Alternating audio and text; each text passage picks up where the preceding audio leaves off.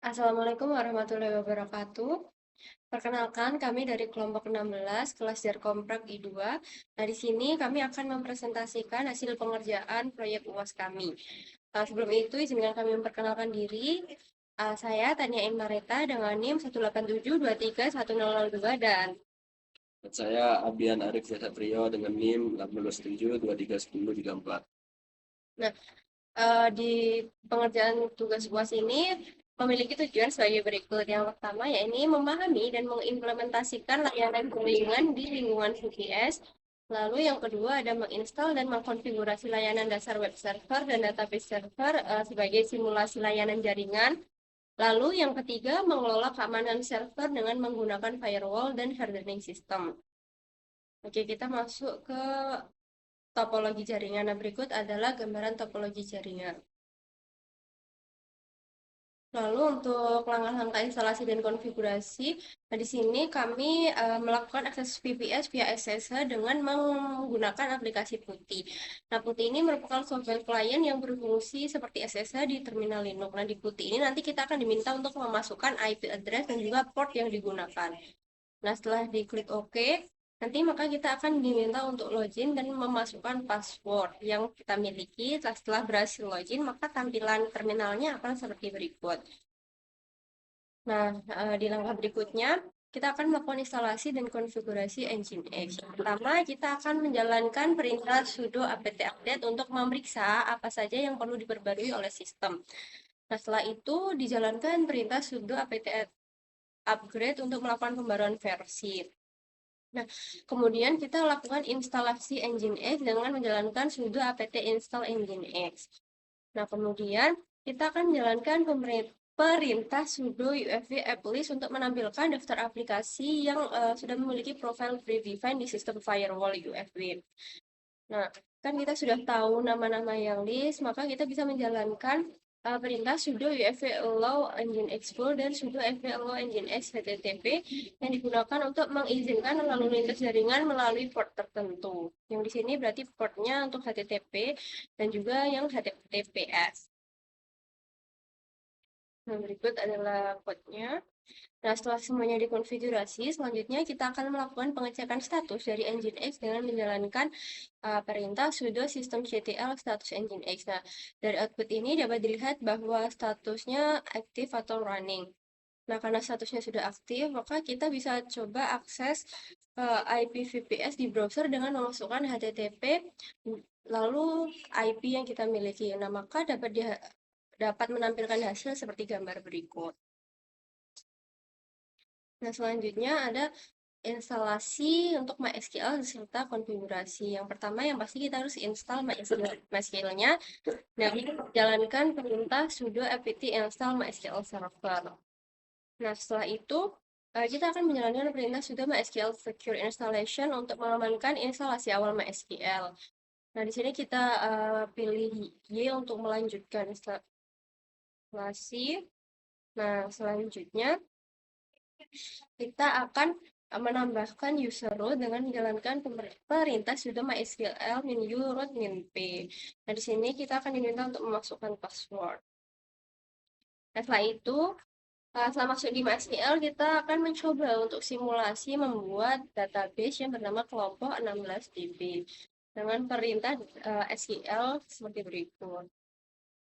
Nah, kemudian kita akan mencoba create user baru dan juga passwordnya dengan menjalankan perintah create user lalu Tania at localhost identified by Tania at 123. Nah, perintah ini berarti kita akan membuat user baru di MySQL yang bernama Tania dengan password Tania at 123. Lalu langkah selanjutnya kita akan mengatur hak akses kepada user dengan menjalankan perintah grant or privilege on kelompok 16DB untuk user Tania.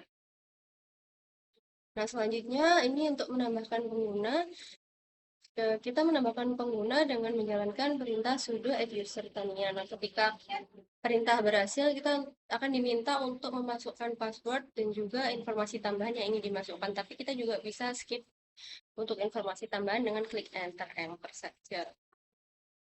Nah, setelah user berhasil ditambahkan, maka selanjutnya kita akan menambahkan user ke grup sudo agar bisa menjalankan perintah admin. Nah, kemudian kita akan mengimplementasikan firewall untuk meningkatkan keamanan sistem dengan menjalankan perintah sudo UFB default deny incoming. Lalu kita akan menjalankan perintah sudo UFB default no outgoing yang tujuan untuk mengatur kebijakan default agar semua koneksi keluar atau outgoing dari server diizinkan secara default. Nah, setelah itu untuk melihat status dan aturan firewall UFB dijalankan perintah sudo UFB status verbose.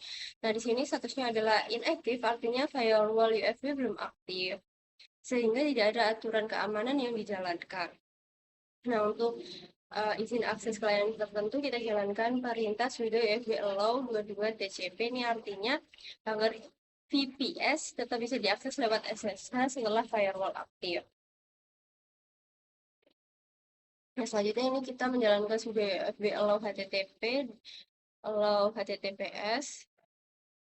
Nah, kemudian kita akan mengaktifkan firewall dengan menjalankan perintah sudo UFB enable.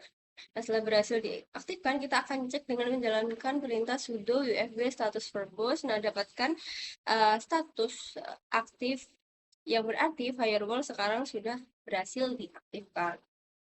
Oke, kemudian kita masuk ke hardening dasar keamanan server. Di tabin ini kita melakukan hardening dasar untuk menerapkan keamanan ya. Jadi kita masuk, kita backup dulu dari data SSHD config-nya. Kemudian kita masuk ke dalam SSHD config. Nah, di sini kita akan ubah portnya dari yang awalnya default 22 menjadi 2222. Kemudian kita permit permit root login-nya kita jadikan no untuk agar root itu tidak bisa langsung login lewat SSH. Kemudian sebelum kita uh, sebelum kita mengaktifkan atau resetnya, kita lihat dulu apakah kita ada typo atau yang lain dengan menjalankan sudo sshd maintain. Kemudian sebelum kita restart juga kita harus tahu bahwa yang kita izinkan di firewall itu yang port 22. Sedangkan kita udah ganti ke 2222. Jadi kita harus kasih akses dulu ke 2222 untuk agar kita tidak disconnect dari server saat kita mau masuk ke dalam VPS lagi gitu. Kemudian kita coba untuk masuk dan ya kita coba masuk dengan user baru dan password baru yang telah kita buat. Dan berhasil. Kemudian untuk tugas tambahan atau opsional, yang pertama kita menginstal web server yang dimana pada awal tadi kita udah menginstal Nginx. Kemudian di yang kedua ini kita membuat 2 virtual host. Jadi kita akan buat directory baru dulu, yang satu untuk domain biasa kelompok 16.my.id dan juga untuk domain subdomainnya yaitu abiantania.kelompok 16.my.id. Seperti ini. Kemudian kita kasih kepemilikan dulu ke tiap direktorinya dengan kepemilikan dari user yang kita gunakan saat ini. Kemudian setelah kita menambahkan kepemilikan, kita masuk ke dalam file apa ini?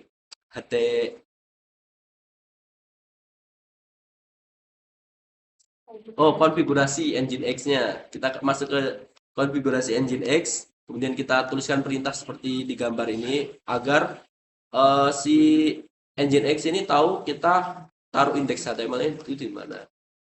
Kemudian kita jalankan Nginx-nya. Kemudian kita mengarahkan domain VPS ke menggunakan DNS. Misalkan di ini kita menggunakan Cloudflare.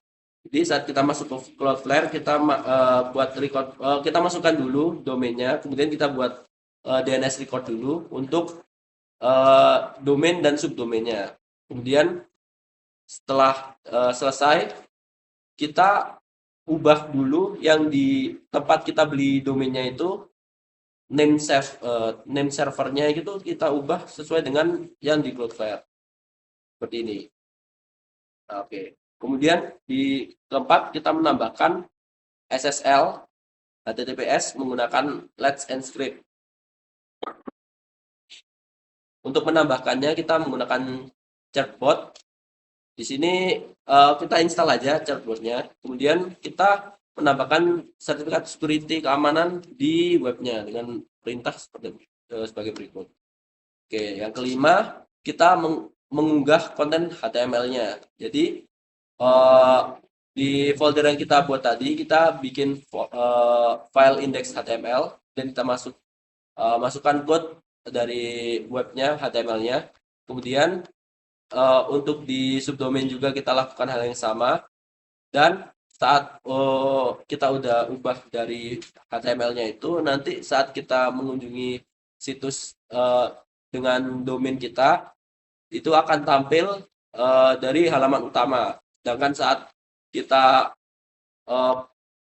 mengakses dari subdomain maka akan tampil dari halaman subdomainnya. Oke, kemudian ini untuk lampirannya saat ingin mengakses dan juga link dari website dari pabriknya. Oke, cukup sekian presentasi dari kami. Kurang lebihnya mohon maaf. Assalamualaikum warahmatullahi wabarakatuh.